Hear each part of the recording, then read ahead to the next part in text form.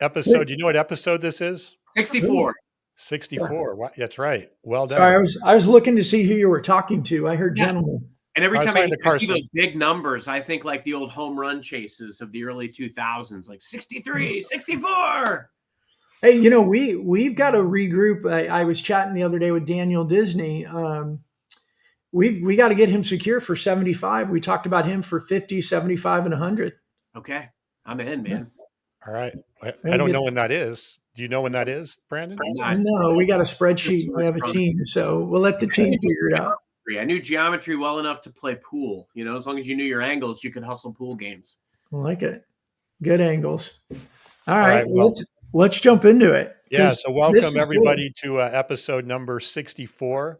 And what we're going to talk about today is a little bit of 2023 and what we've learned and what we've put up with and what we've dealt with and what we think we're going to have to deal with in 2024. And I'm hoping we can get some good interactivity today with people commenting and bringing their thoughts and questions, because Brandon and I were just chatting, Carson, before you came on. It's like, man, this has been a weird year. Weird, interesting year. I don't know that we could have predicted a lot of things that happened this year.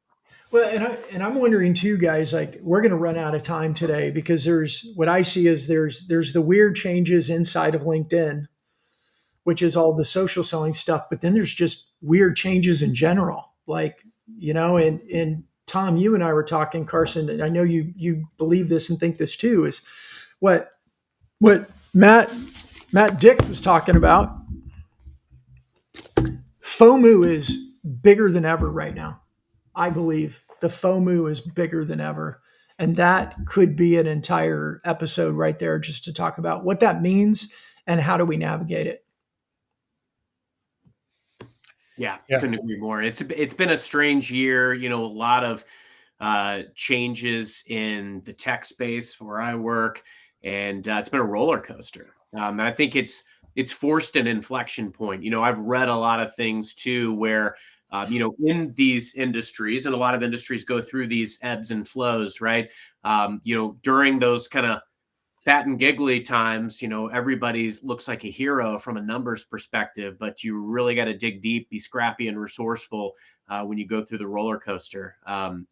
So yeah, I think there's been a lot of great learnings. I got a few great examples of where social selling really saved my bacon this year and gave me some inroads to things that I want to put into practice in the coming year. Yeah. Well, let's just go around the horn. And Carson, why don't we can start with you? But what do you think? Could we address Bob's, serenading us and Beatles reference? That's a good one. Yes. I've been on a huge Beatles kick lately. If you've not gone out and listened to their new single Now and Then and watched the music video, just takes me back. I was born and raised on the Beatles, so. Very nice. You're not that old. I wear it well. I know. I work out a lot. I know. That's impressive. And so Carson, tell us how you work out so well and keep your youthful looks in a year of roller coasters that we've had this year. And what do you think has been the highs and the lows and the roller coaster that you've observed? I listen to Social Selling 2.0 while I'm on the treadmill. That's how I get in good shape. But no, I look back at the year and it's really interesting. I started in a different job and I wound up in a new one come October.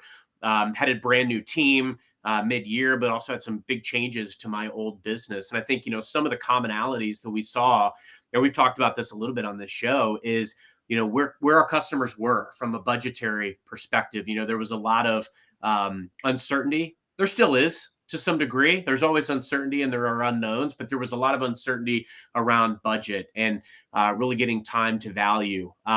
Meeting buyers where they are and, that need to pivot even more to a buyer-centric model, really earning that right to be the trusted partner and trusted advisor. But all the more reason why I believe my teams and my social selling practices really thrived. And I'll call out a few very specific instances. There was a customer organization earlier in the year where nobody could get through to this CFO. And, we put an all-out campaign. We leveraged LinkedIn. We pulled some marketing leads out of our tools of customers at that organization that had opted into marketing, and in essence crafted a message that went out to over 180 people in that organization.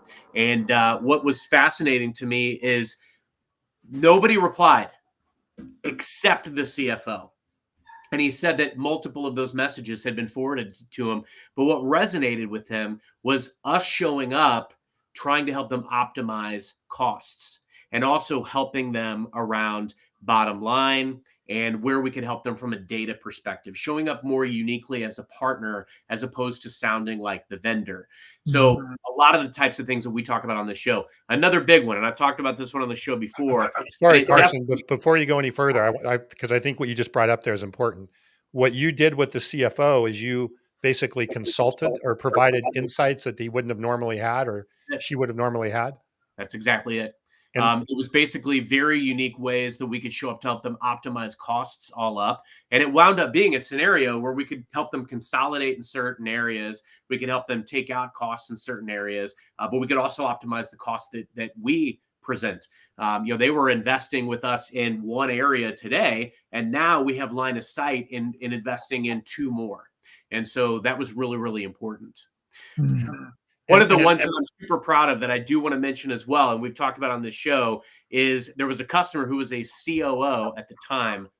I spent 6 months commenting on every post they made, the Brandon Lee method. And what was magical about this is we got to the point where we were like sharing book recommendations with each other. And he made a comment where he said, I know coming from you that I should take this under high consideration. We had never spoken. He didn't know who I was outside of LinkedIn. Lo and behold, he gets promoted to CEO of this organization. And I knew that was the time. That's when I needed the meeting. And we got the meeting. And it took us on a whole nother realm. We were already working with one business unit in that organization, but he opened up the floodgates to give us access to the other 20. It's just things like that. Social selling. Can I highlight that too for everybody listening? Because this doesn't matter if you're at the enterprise level, you're at an SMB level. For whatever you said, 6 months, you commented and you engaged. You got on his radar by commenting. You went where he was and you started commenting, and you didn't sell. You didn't bring up Microsoft. You didn't, like, he knew, I'm sure he clicked. You probably looked and saw that he viewed your profile. Yep. Right. But you didn't go into work business opportunity mode. You just leveraged the know, like, and trust. And I'm sure your content, your comments started helping him understand, have awareness of who you are, what you do specifically, because working for Microsoft could mean a ton of different things, right? Of course. So you got specific about where you were, and you earned that right to take it to the next level. And that is social media, that is LinkedIn, that is social media. And you guys know I hate the word social selling. So I was like, that is social. I don't want to say that word. It's not social selling. It's leveraging this LinkedIn thing as a very powerful medium to help you create opportunities and achieve your goals. Carson, I love that. That was such a great narrative, great story. Well, and don't get me wrong. So here's the key element is the social elements and the leveraging these tools and these signals.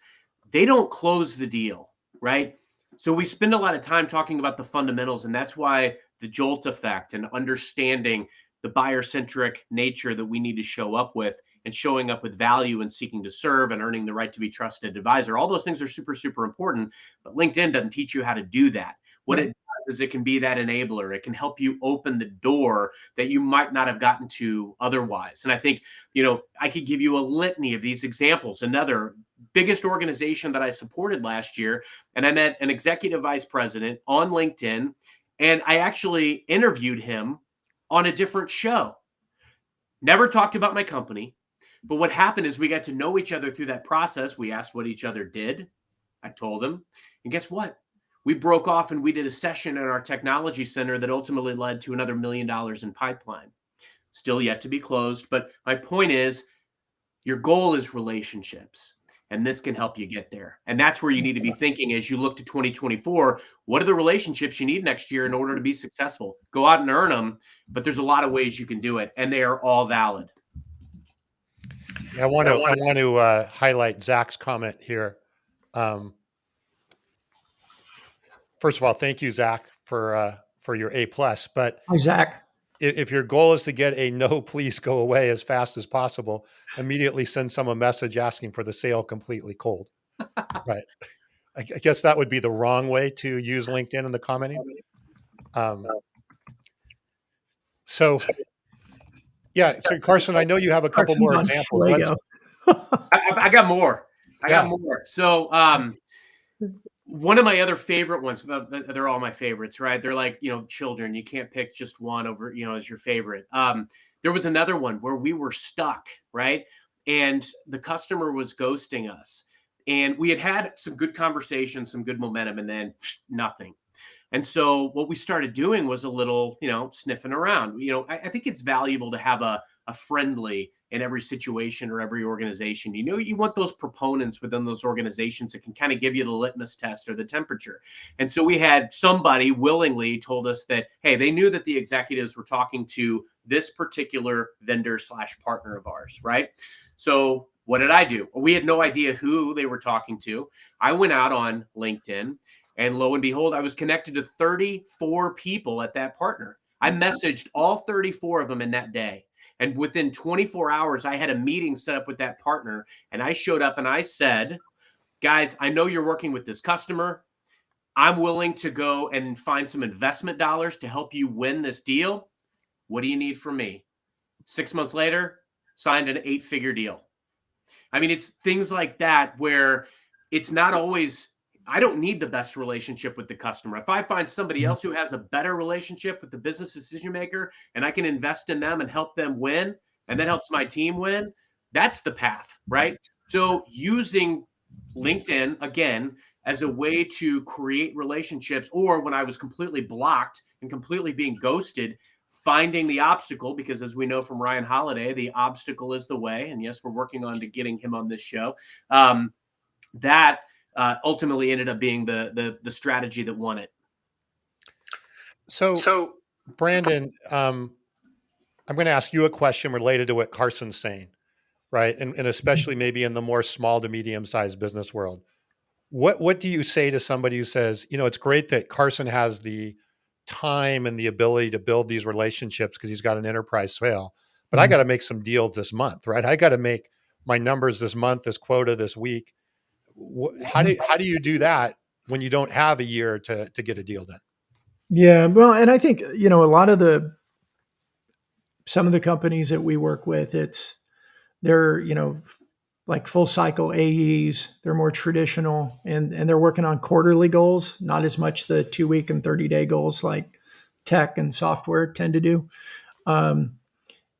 But I think looking at it at the SMB level, and I'm sorry, my brain went like 5 different stories I want to tell. So I'm trying to do it in a rational, logical way and not just vomit all over the place. We don't do rational or logical on this show. That's right. You might need another show for that. If you want logical, you need to call Dr. Spock, right? That's it. There's a reference for you. Well, so look, here's a couple of stories that I've been hearing as well and experiencing. As Zach said, or Zach was mentioning, using this as a platform to create conversation, to create relationship, to show up and to be known. And I love that, Mark Clausen says that, know, be known, and serve.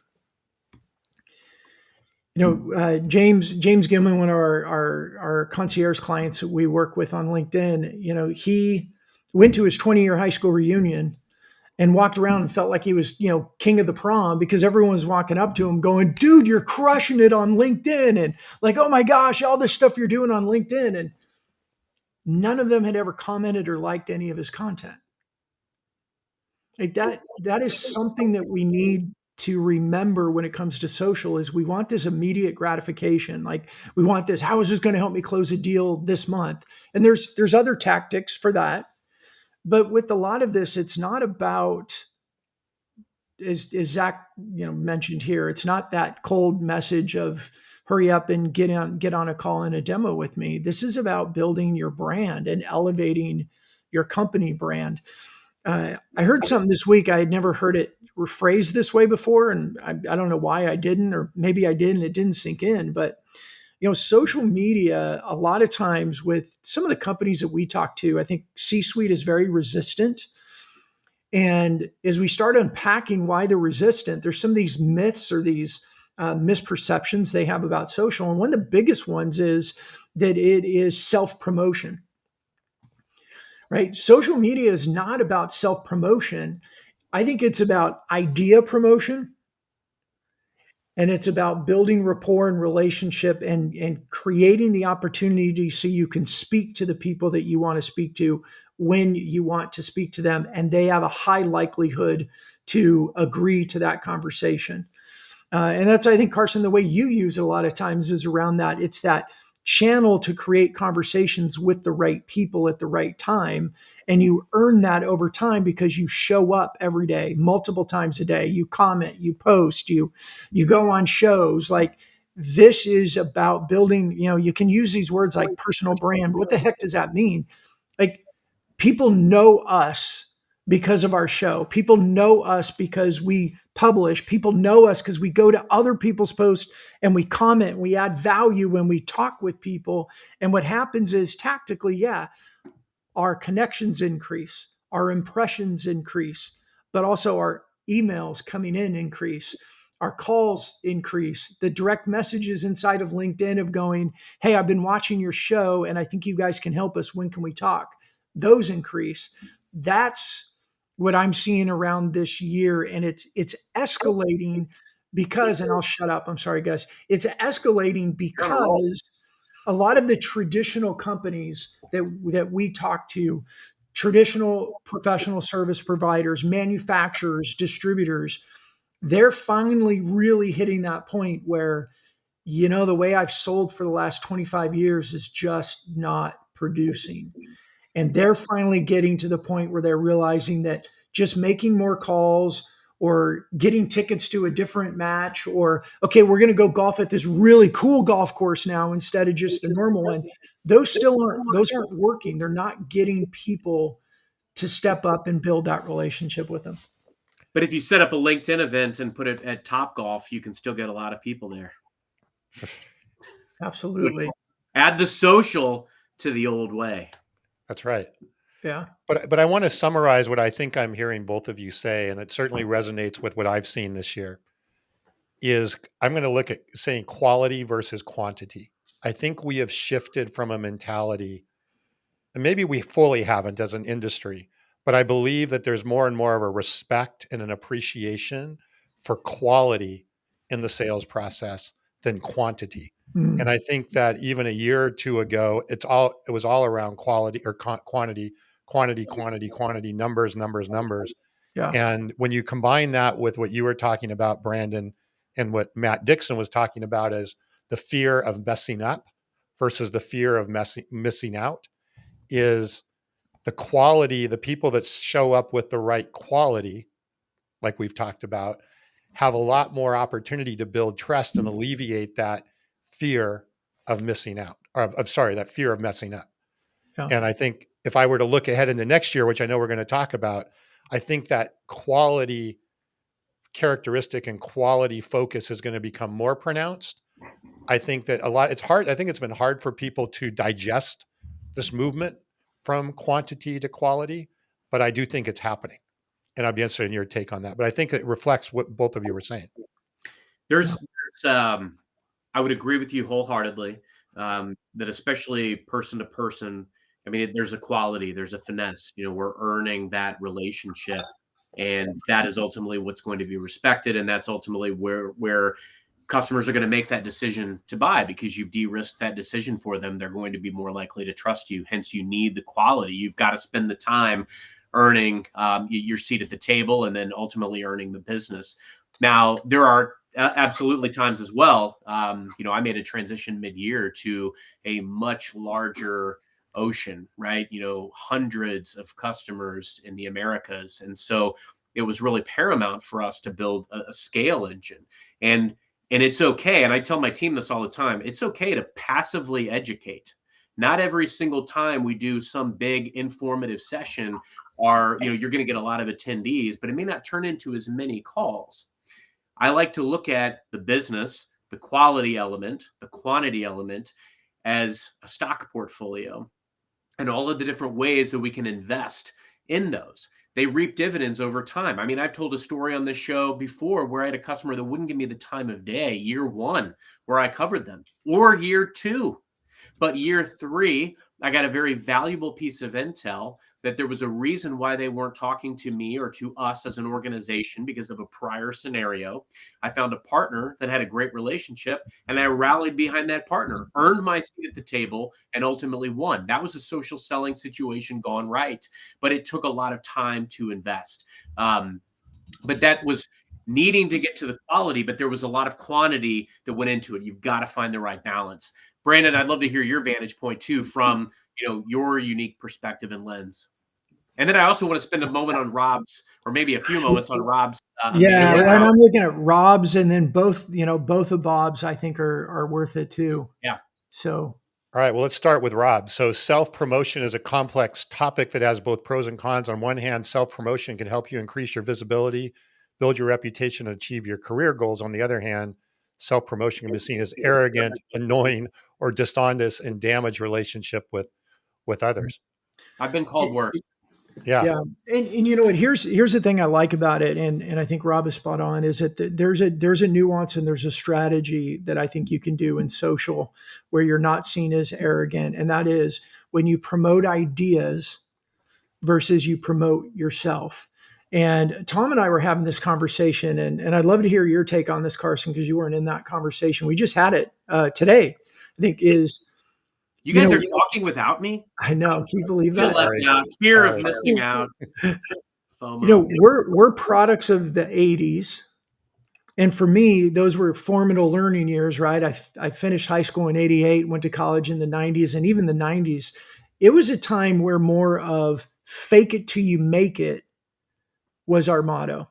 So we didn't show up and say things unless we were confident that we were right. Because if we were wrong, somebody was going to tell us we were wrong and shove it in our face. That fair? I mean, that's a pretty harsh way of saying it, but that was the tone of it. We had to be. That was how you were judged. There was a judgment of that. Yeah. Right. The social media era changed that. And I think for me, I feel like I failed in social media for a while because I had this 80s and 90s mindset of going, hey, this is what I've done. This is what I've learned. This works. And I do believe I was more seen as being arrogant and self-promoting. And I was sitting there going, well, God, what the heck? Why is my content not working? Like, I've done some cool shit in my life. I've built and sold 3 companies. These are the things that I've learned. I have experience. In the 80s and 90s, you show up and say, hey, I built an $18 million company in 5 years and sold it. People are like, what'd you do? But now, people would rather hear when you fell flat on your face. Exactly. And what's interesting to me, and I talk to people about this stuff all the time because I talk to a lot of people that are like, I don't know what to post. I don't feel comfortable posting. They spend they almost have analysis paralysis, God love them, because they think so much about that first post and getting out there. And you'd be surprised to know I am an introvert.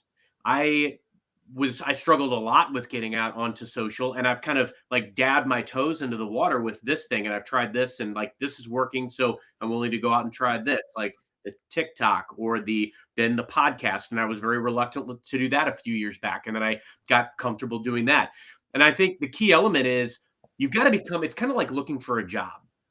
You ultimately have to become the obvious choice for whatever it is that you want to do. And that doesn't guarantee you the job, doesn't guarantee you the business. Even if you're the obvious vendor, as we've discussed on prior shows, you can show your value till you're blue in the face, but they're going to make the decision based on the risk and if they're willing to make that call. But what you can do is become an obvious choice to have a relationship with. You can become an obvious choice to be a trusted partner. Mm-hmm. And where I really tried to think about my social presence, because I did the exact same stuff, Brandon. I've tried a lot of stuff. I've made a lot of mistakes over the last decade of plus of social selling. I've sent messages that I'm sure were considered spammy, and I've posted things that people probably thought were braggadocious because I thought that's what would resonate, but I was wrong. What resonates is stories. And when you're able to come out and be vulnerable about a scenario that you went through, and hey, I fell flat on my face. I got so many hits on a post that I made not long ago about the time I missed quota and how excruciating that was for me and what it forced me to do as a person to come back and like rise from the ashes, right? I got insufficient results, 0 rewards for an entire year. It was humiliating. I was 1 foot out the door, and I get more credibility and appreciation from people in my organization and my team when I share that story than pretty much any other, because it humanizes you. If your social presence humanizes you and you start a conversation and you're provocative, then it will stand out without being self-promotional. And that makes me think of 2 things, Carson. One is we can learn in public, and that creates community. So again, in the 80s and 90s mindset for me was you had to figure it out and know what you were talking about before you opened your mouth. In the social media era, you can come in and say, I'm trying to learn something. And people go, oh, I want to be involved. And then you can say, this is what I'm doing. Oh man, that stunk. It didn't work. But hey, I'm doing this and I'm getting a better uptick. Like, what have you guys? And that's what, in fact, I think that's like I'll call it kind of the Darren McKee method. Like that's how Darren built his community and his audience. He just started sharing publicly like, hey, I'm going to try and figure this thing out. I'm going to post every day. I don't know what I'm going to say, but I'm going to post every day. And now he's 100 and some thousand followers or whatever it is. He built it by just being transparent into the community. The other piece is, and we talk about this, and maybe we don't talk about it deep enough or tactical enough on the show. We do with customers and really get into the nitty gritty. It's, what are you observing? That's content. What are you thinking? What are you feeling? Oh my gosh, we're not supposed to do feelings. But, Tom and I when we were talking earlier, and Tom's like, I feel like next year this is going to happen. And I'm like, Tom, that's excellent content. You should be posting that. It's like, I feel with AI that what's happening with people is this. You should be posting that. That should be content. What you observe is going on. What do you feel about what's going on? What do you think, or why do you think things are happening? You start sharing that type of content in your industry, and now you're building your personal brand and you're elevating your company brand. It has it's not, is your product perfect? You're building that know, like, and trust, and people want to do business with people they know, like, and trust still. And this thing called LinkedIn is the fastest way to do it still, in my opinion. Yeah. Your experiences are valid. Lead conversations with your thoughts. That's all it takes to be a thought leader. So let's hit a couple more of these. I like Bob's stuff. Bob, actually. So yeah, Bob's on fire today. I like this one. The traditional U.S. capitalist approach to business is morphing into the European model of relationship first. And I think that's exactly, and maybe I didn't phrase it as well as I should have here, about quality, right? What Bob's saying is, not sure I agree with the move towards quality. If that were the case, we wouldn't see the massive migration towards self-service buying where quality is an unknown. Well, as we know, right, people, if they can buy without a salesperson, they will, right? But there's a lot of things in this world today you can't buy without the guidance of a salesperson. And I think with AI and some of the new technologies and new tools and capabilities, Brandon, you're seeing this, right? People need more help than ever, not only just to buy, but to use, to adopt, to understand all of that. So I completely agree with Bob, is commodity products are going to go more towards self-service, but there's a lot of products and services that are going to be and are coming out day after day and are going to be in next year. A lot of products that even have been commodity products before, but as they become more advanced, they start utilizing AI. All of those things are going to require more assistance and more guidance. I'm amazed, Brandon. I know you see this as well. And Carson, I want to get your thoughts on this as well. You guys would really use Copilot and a lot of AI tools. The number of people right now that we talk to every day that AI, I don't know if I use the word is scary, but it's intimidating. and they don't really have any idea of what to start or what to do with it. It's higher than I've seen with probably any other technology that I've seen in my career. So we're going to need to provide more guidance.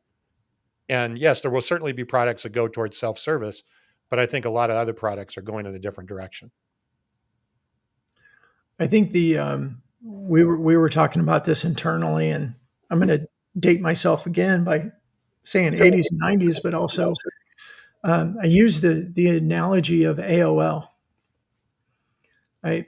AOL convinced a whole bunch of people that they were on the internet, and they were kind of, but AOL brought an easy version of the internet to people. They weren't going through a browser and going into different forums and chat rooms and all of that type of stuff. They were using this AOL thing that brought email to them. Now, of course, there weren't other tools out there yet to help most people or the mass public do it. So AOL filled a very important niche at the time, and people felt really good that they were on the internet. It wasn't until years later that a lot of people started realizing, oh, I could get a browser, I could get Netscape and go straight to wherever I want. They didn't have to go to AOL and do a search. They could open up a browser and go www. whatever they wanted to go to. And I think that that's what's going to be happening over the next 12 months with AI, is that there's going to be a lot of easier versions of tools. Because I know for me as a CEO, take away the tech side as a CEO, I want the output of AI, but I don't want to go figure out all the prompts and that's not who I am. Now we got people on our team that love that stuff, and they should go do that and figure it out and become experts at it. But for me, I don't want that. That's not the best use of my time.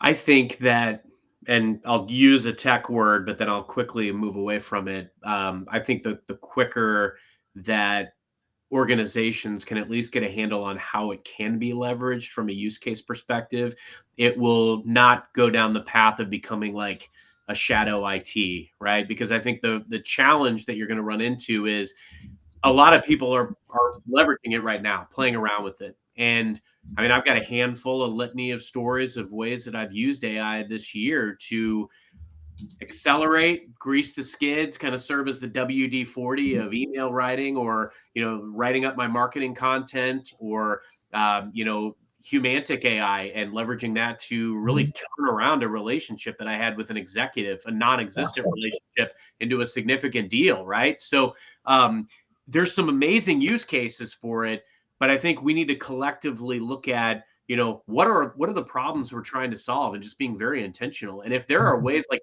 a lot of the organizations that we work with right now on AI projects, it's all about streamlining processes, automating things, making a better proofread, more adequate or articulate message that is going to go to an executive. And it's not going to be perfect, but it's that's why we've called it Copilot here at Microsoft, because it doesn't replace any of the work. It is your Copilot. It is your guide. It is your wingman.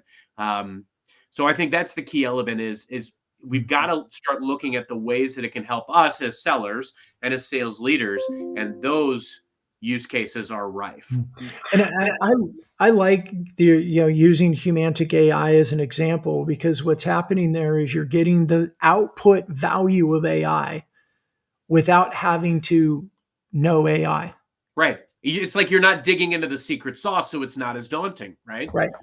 And that's where I think I don't agree with Bob. I love you, Bob, but I don't agree with that. I don't think that AI is going to become as sexy as ERP.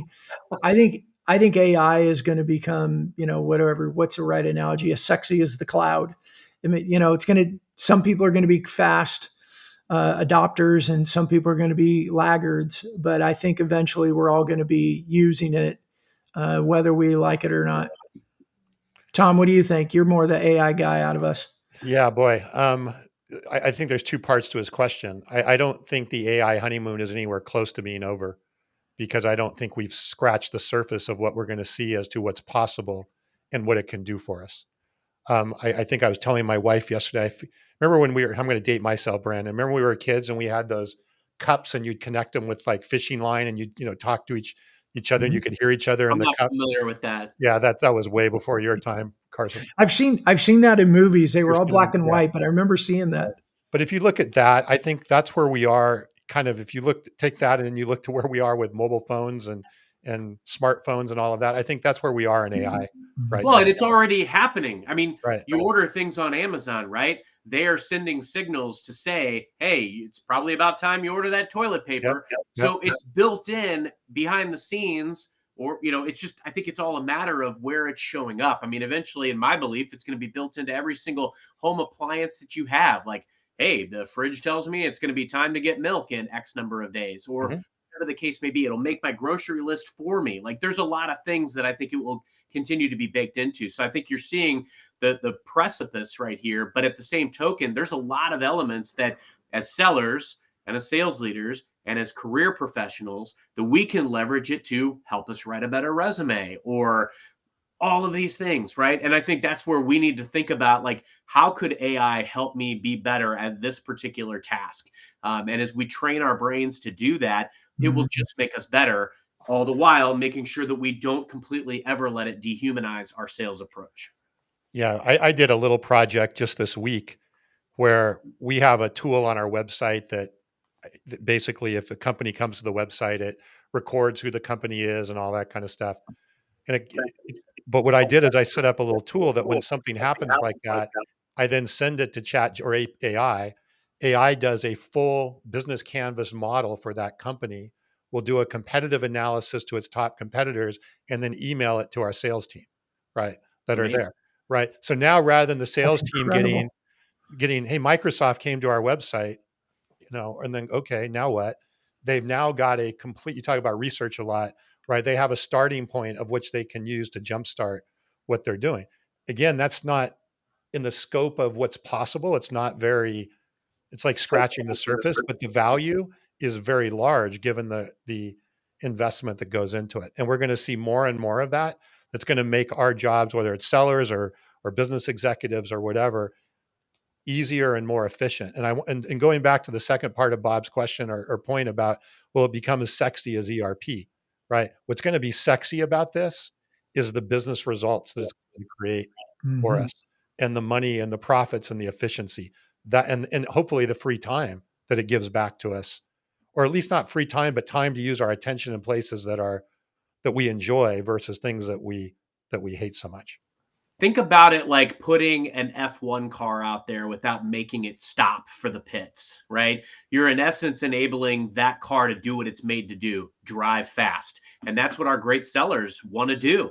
Not do all the administrative tasks, not take the time to write this big, robust presentation, not take the time to have to mine through all of this data and minutia to put together something. It can do a lot of that for you, make it better than it might have been anyway, and allow you to focus on the relationship. And I think that's the thing that's empowering about AI.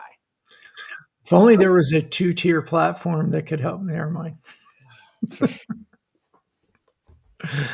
We're having so much fun building what we're building and just what we're going to launch in January. I really hope it serves people well, because it just relates to this conversation. Help people be more efficient and better.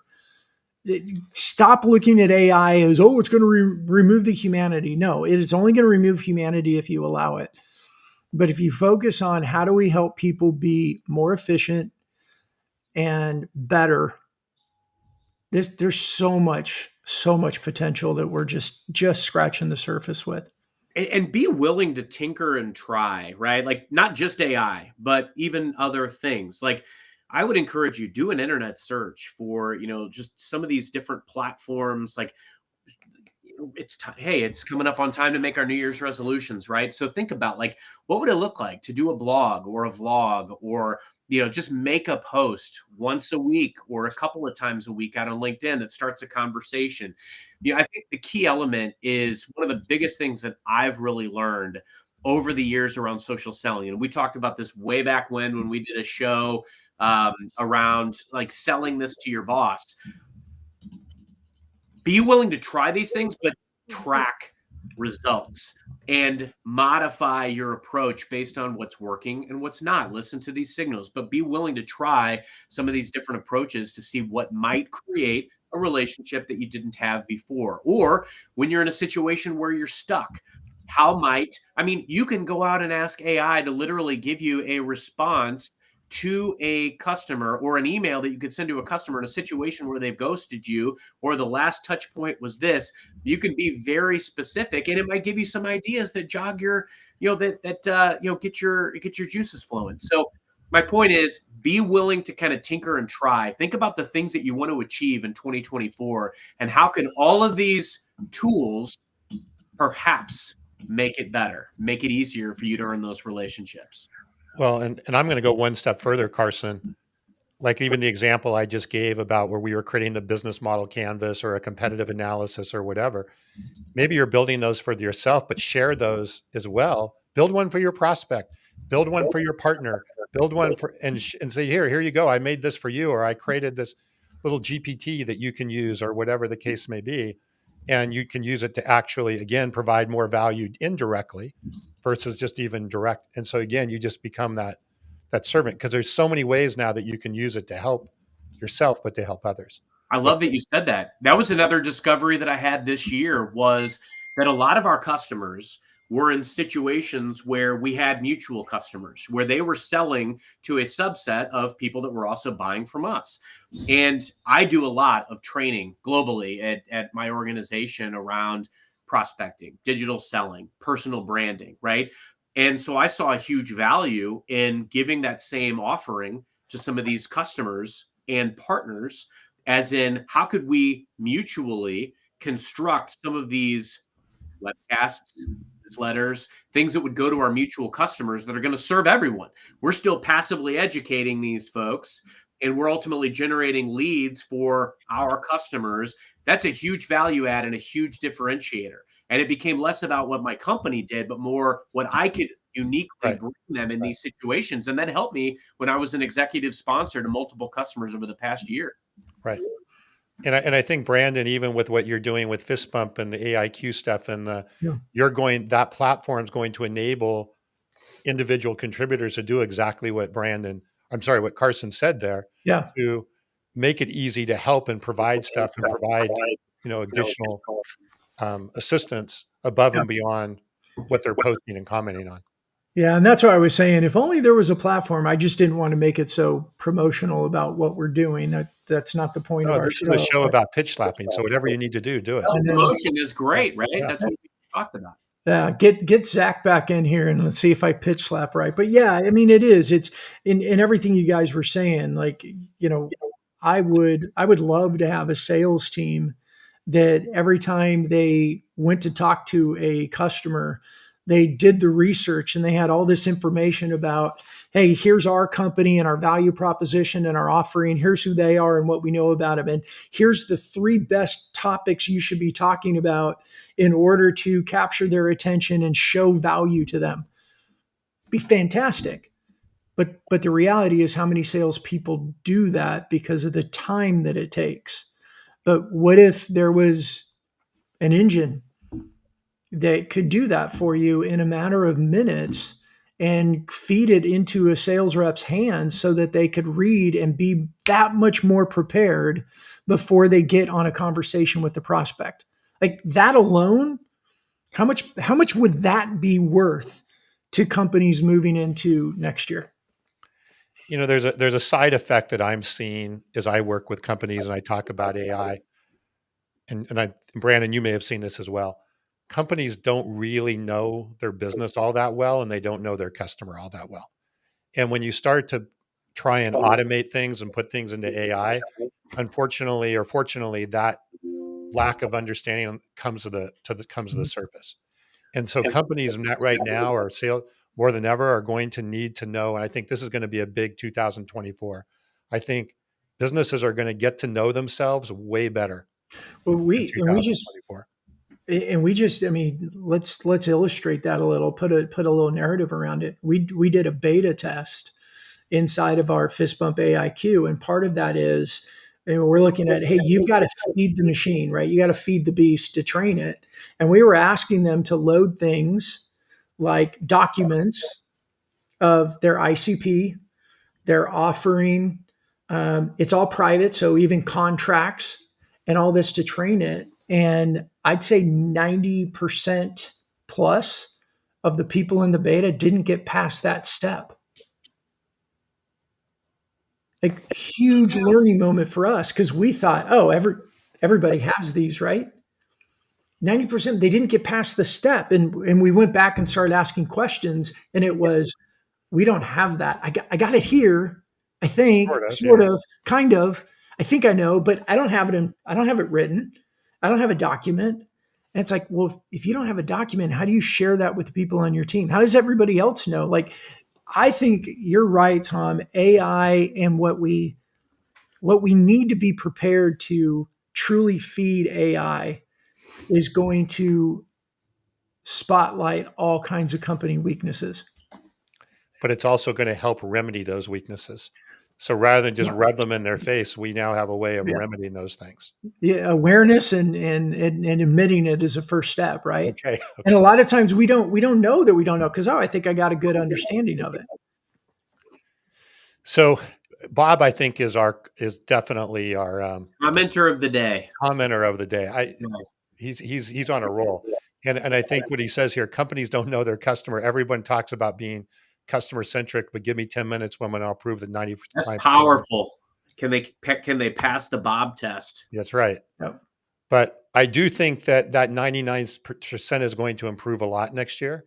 And I know, in this week, we've talked a lot, this show today, we've talked a lot about what we've learned in 2024.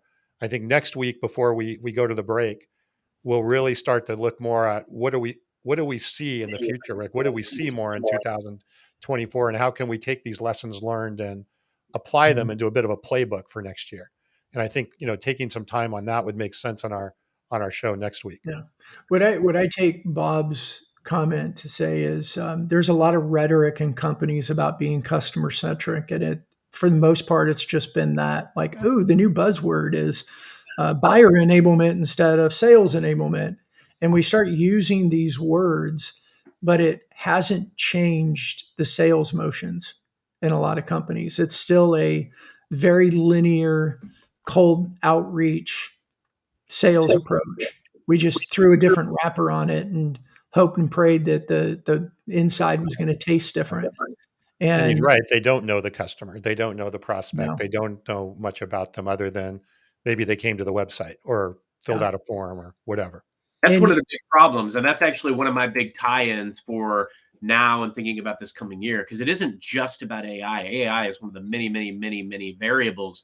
But knowing your customer, especially like in the large enterprise space, we do our customers a disservice sometimes, because there's also a lot of folks that have like this tribal knowledge in pockets, and it's not stored anywhere but in somebody's brain. And one of the big things that I do this time of year, now my fiscal runs July to June, but I'm thinking about this like it's a lot of people's June in my brain, is I spend a lot of this time of year as things kind of slow down studying. I look back on kind of what we did today. I reflect what worked that I really need to double down on, what didn't work that I don't necessarily want to jettison or get rid of, but I might want to tweak and do a little bit different.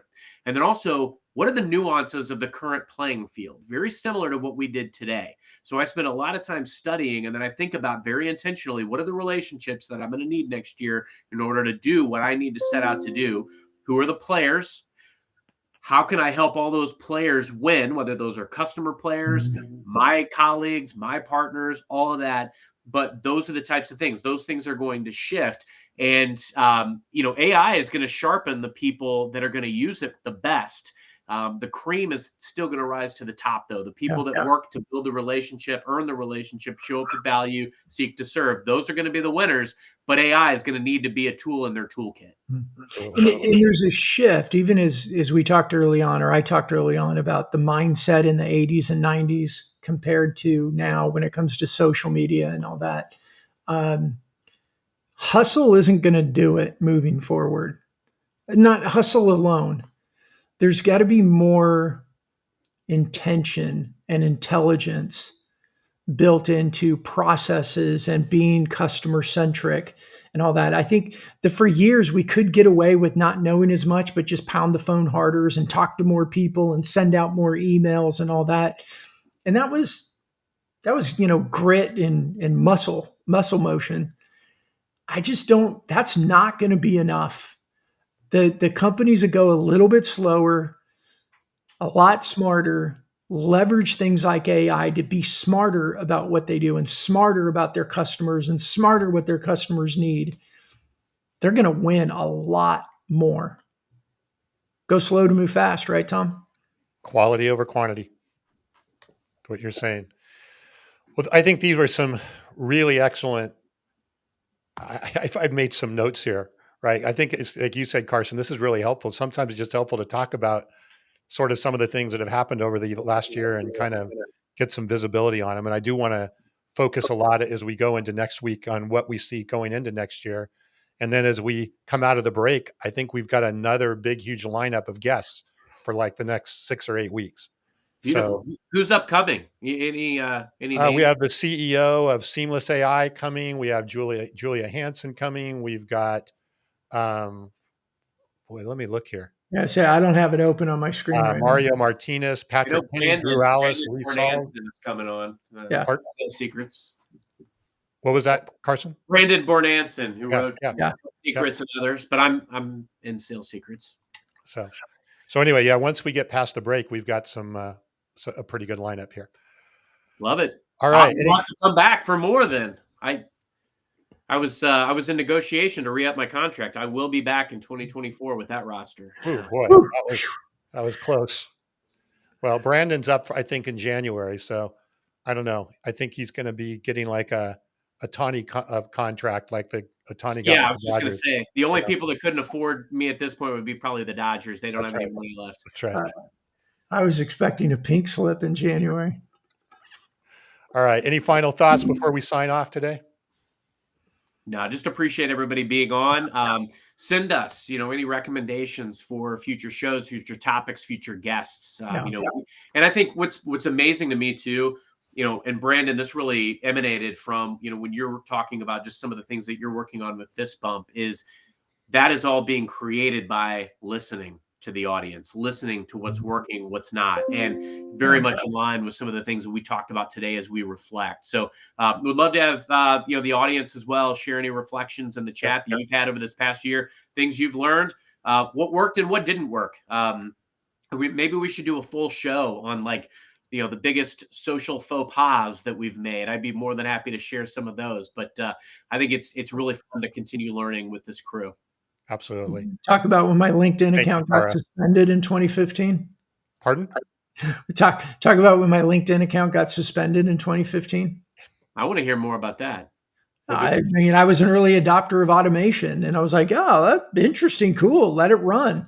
Yeah. And next thing I know, I had 4,000 unanswered connection requests, and they shut me down.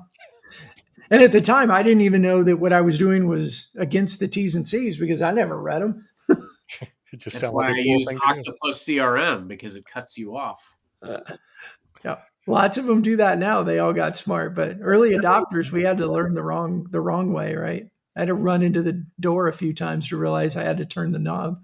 That's why I always like to show up later to the party. Let everybody kind of get their bearings, and then I can show up after somebody's already spilled something on themselves and fallen on the dance floor. See, and that's an interesting way to end our conversation around AI.